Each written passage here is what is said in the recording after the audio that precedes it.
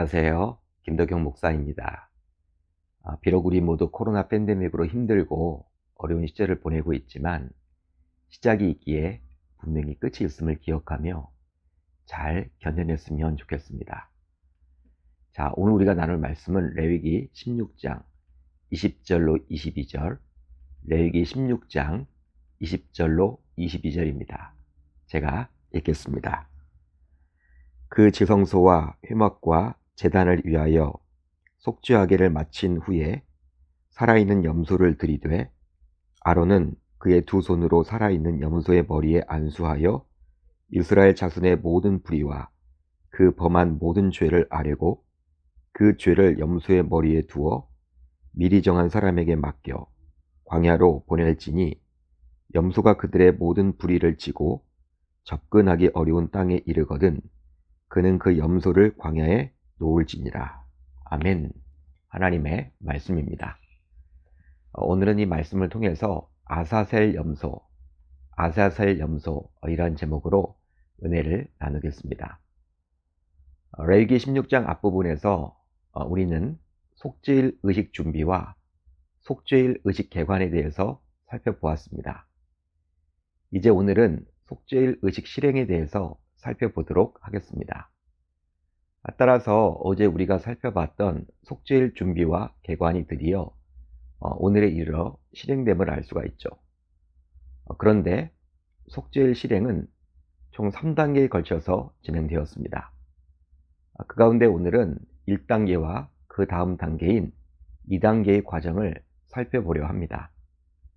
우선 첫 번째 단계로 대제사장 자신과 백성을 위한 속죄 제물의 피를 뿌리는 의식을 행했습니다. 대제사장은 지성소를 들어가기 전에 번제단에서 취한 불을 담은 향로에 향을 피워 향의 연기로 속죄소를 가렸죠. 그렇게 함으로 대제사장은 죽음을 면하게 되었는데요. 실제 속죄소는 하나님의 보좌를 상징하며 향연은 대제사장이 하나님의 거룩한 임재를 보지 못하도록 가리는 역할을 하므로 대제사장은 죽음을 면하게 되었습니다. 바로 사람이 하나님을 보면 죽기 때문인데요. 그리고 나서 대제사장은 송아지 피를 가지고 지성소에 들어가 속죄소 위에 뿌리고 또 속죄소 앞에 7번 뿌렸습니다. 이제 대제사장은 백성을 위해 속죄 제물의 피를 속죄소에 뿌렸는데요. 이것을 상세하게 살펴보면 대제사장은 여호와를 위해 뽑힌 한 염소를 잡아 그 피를 가지고 지성소에 들어가 속죄소 위와 속죄소 앞에 뿌렸습니다. 제가 앞에서 잠시 말씀을 드렸던 대로 송아지의 피를 뿌릴 때와 마찬가지로 말이죠. 그 다음 대제사장은 염소피를 성소 안에 있는 향단불에도 발랐죠.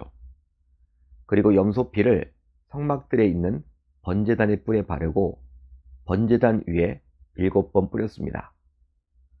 여러분, 이렇게 행함으로 이스라엘이 범한 모든 부정과 죄를 깨끗하게 하고 또 이스라엘 백성이 범한 부정과 죄로 말미암아 오염되었던 지성소와 성소와 성막들을 깨끗하게 하고 거룩하게 했던 것이죠.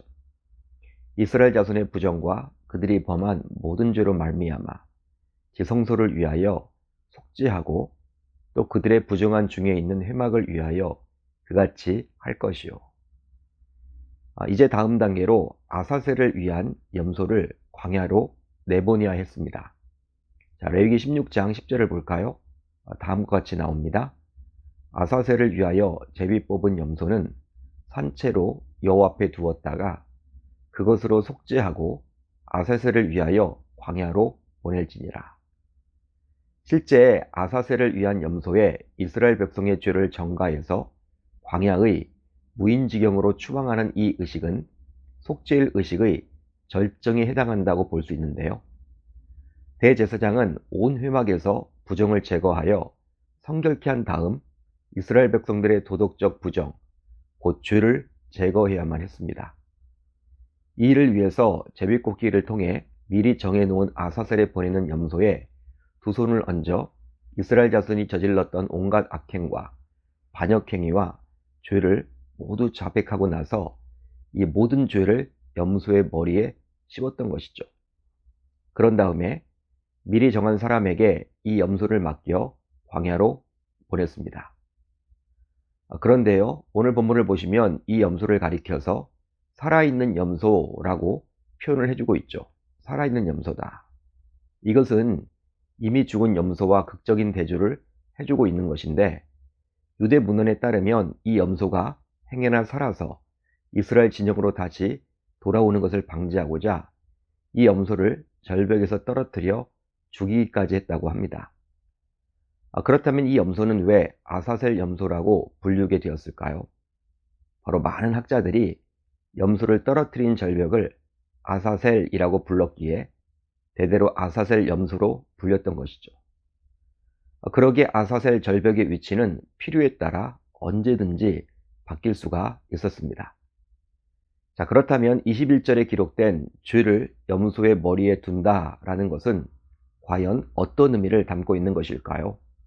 어떤 사람들은 이 절차를 그냥 상징적인 의미를 지닌 종교적인 예식 정도로 폄하해버립니다.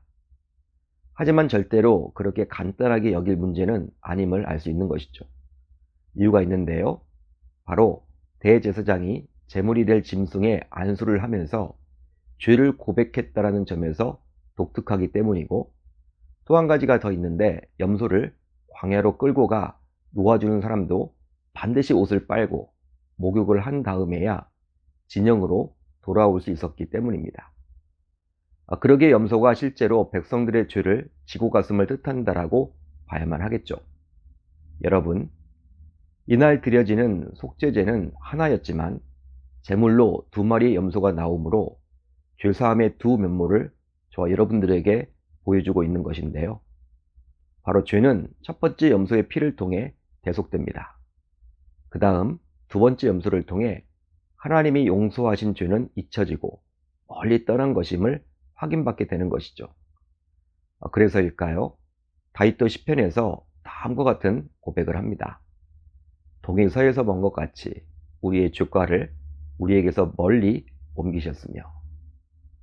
따라서 첫 번째 죽은 염소는 속죄 방법을 제시하고 있으며, 두 번째 살아있는 아사셀 염소는 죄사함의 효과를 생생하게 보여준다라고 볼 수 있는 것이죠. 그렇습니다. 우리 인간은 누군가를 용서한다고 해도 분명한 한계가 있습니다. 즉, 어느 순간 상대가 자신에게 지은 죄와 잘못이 떠올라서 용서를 했음에도 불구하고 다시금 분노가 치밀어 오를 때가 있죠. 하지만 다윗이 고백하고 있듯이 해가 뜨는 동쪽과 해가 지는 서쪽이 멀리 떨어져 있듯이 하나님께서는 우리가 회개한 죄를 멀리 옮기셔서 다시는 기억하지 않으십니다. 이런 영적 원리를 아사셀 염소가 광야로 들어가서 결코 돌아오지 않으므로 백성들은 확인받게 되었던 것이죠. 그러기에 우리는 어떤 죄를 지어도 하나님께 철저히 회개하기만 한다면 하나님께서 용서해 주심으로 이제 두려움에서 떨며 살아갈 필요가 없는 것입니다.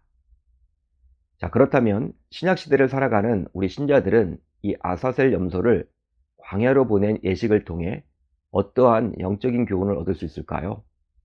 우선 주님의 백성이 모인 교회 공동체는 죄를 내보냄으로써 정결한 상태를 계속 유지해야 합니다.